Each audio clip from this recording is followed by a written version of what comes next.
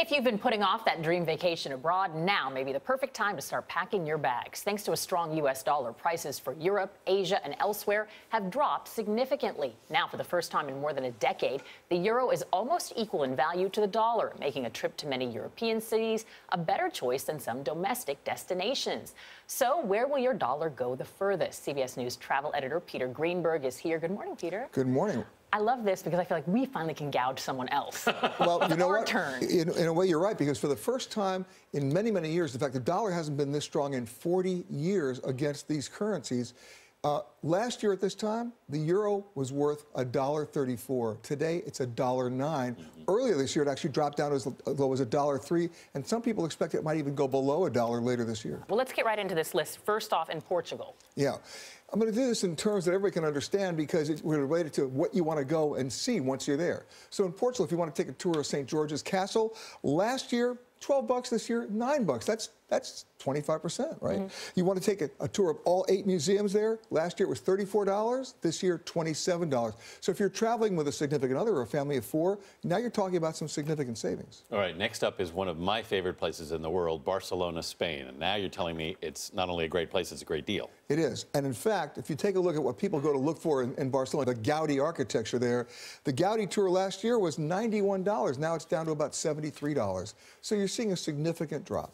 The next on your list is Paris, France. And I'm also curious, are you seeing any drops in airfare as well to places like this? We are, because remember, if the dollar is that strong against the euro, that means the folks who are living there are not coming here because we're no longer affordable in relative terms. So you're seeing a lot of empty seats on airplanes. I found a fare online the other day, New York to Paris for $440. Wow. Let me give you a comparison. The New York to Washington, D.C. shuttle is $440. Did you book my ticket? Get right on that. And his 5-star hotel room. Let's just not mince Well, you know what? words. Let's talk about a 5-star hotel room. Okay, let's go there. Last year, a $300 euro hotel room was about $420. Now it's about $318.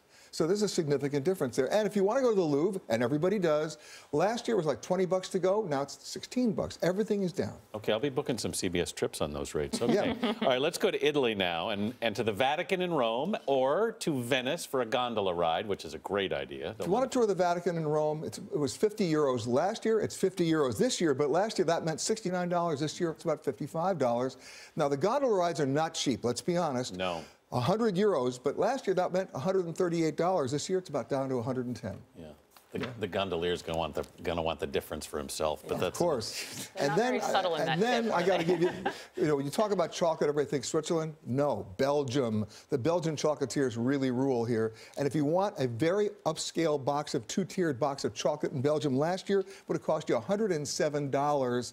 This year, $88. Let's talk about Latvia. This is the last one on your list, and it seems like there's a lot of savings when it comes to just really relaxing. Yeah, you want the best seats in the house at the opera? You know what? Last year, $24, still a bargain. This year, $19.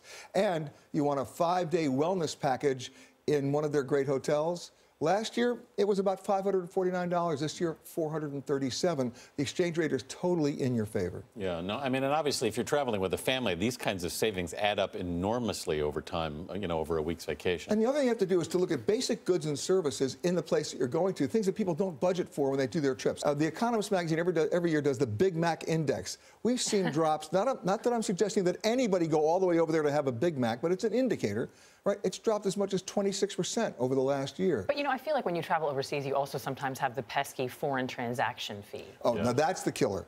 And you need to do this before you leave home. We all like to pay with our credit cards because it's convenient, it's easy, we don't have to carry a lot of cash. Yep.